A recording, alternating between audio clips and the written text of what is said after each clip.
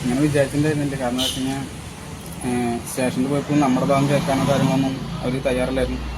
പിന്നെ സാറിൻ്റെ അടുത്ത് കേസ് ഏൽപ്പിച്ചതിന് ശേഷം എൻ്റെ കാര്യങ്ങൾ ഫുള്ളായിട്ട് പറഞ്ഞു. അതിനുശേഷം നമ്മൾ ദൈവം നമ്മുടെ കൂടെ സത്യം നമ്മുടെ ഭാഗത്തായതുകൊണ്ട് രക്ഷപ്പെട്ടു. 2022 നവംബർ മാസത്തിൽ 12-ാം തീയതി സോഷ്യൽ മീഡിയയിലൂടെ പ്രത്യേകിച്ചും ഫേസ്ബുക്കിലൂടെ പരിചയപ്പെട്ട എറണാകുളം സ്വദേശിനിയായ ഒരു കുട്ടിയെ കരൂരിലെ വീട്ടിലേക്ക് കൊണ്ടുവരികയും പിന്നീട് ചെറുതുരുത്തിലും ഷൊർണൂരിലുമുള്ള ഹോട്ടലുകളിൽ റൂമെടുത്ത് പീഡിപ്പിക്കുകയും ചെയ്തു എന്നാരോപിച്ച് ബലാത്സംഗം ചെയ്തു എന്നാരോപിച്ചാണ് പെൺകുട്ടി കേസ് ഫയൽ ചെയ്തത്. പ്രോസിക്യൂഷൻ എരുമകുട്ടി പോലീസ് രജിസ്റ്റർ ചെയ്ത കേസാണ്.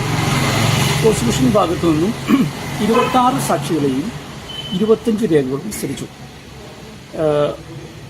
എല്ലാ സാക്ഷികളും പ്രോസിക്യൂഷൻ അനുകൂലമായാണ് മൊഴി നൽകിയതെങ്കിൽ പോലും ഈ വാദം പരിപൂർണമായി വിശ്വാസത്തിലെടുക്കാൻ വേണ്ടി കഴിയില്ല. പ്രതിക്കെതിരായുള്ള കുറ്റം സംശയാതീതമായി തെളിയിക്കാൻ കഴിയില്ല എന്ന പ്രതിഭാഗം വാദം ഇതിനോടനുബന്ധിച്ച് നിരവധി സുപ്രീം കോടതി വിധികളുണ്ട്. അതനുസരിച്ച് പ്രതിഭാഗം വാദം കണക്കിലെടുത്തുകൊണ്ടാണ് കോടതി പ്രതിയെ വെറുതെ വിട്ടത്.